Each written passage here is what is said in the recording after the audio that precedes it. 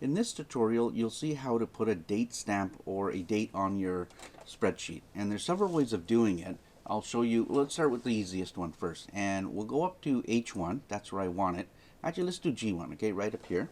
And we'll do equal sign, always equal sign. And then our function is called NOW, which makes sense. Like, show me when now is. Now is like right now. And we always open up a bracket. Now, we have to close that bracket. And usually with the function, there are things inside the bracket. In this case, we don't need to put anything. In more advanced Excel, there are things you could put inside to be more creative, but right now this will work. So I'm going to press enter, and I get a date and a time actually. So in there, you get the year, the month, the day, the hour, the minute. There's actually seconds in there as well that you don't see. Now, I don't like this because I don't know if this is October 6th or it's June the 10th. It could get confusing.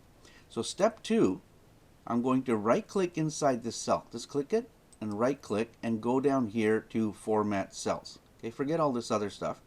Go to format cells and you will get this box popping up. And there's a lot of different types of formats. Just stick to what we're doing right now. And the one we want is date.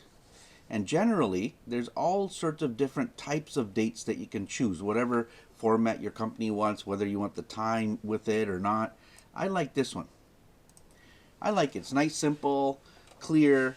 It's called medium date format. Okay, so I'm going to click OK, and it changes to 6th October 2023. That's not bad, right? Now, variations of this you can try later would be today. Right, that'll give you a pretty much the same idea thing. I think with today it just might be static. It'll stick in there. You can always put equal year, equal month. There's a whole lot of these different date functions, but for now we're going to use equal NOW. And then in later tutorials we'll show you how to manage those dates as well.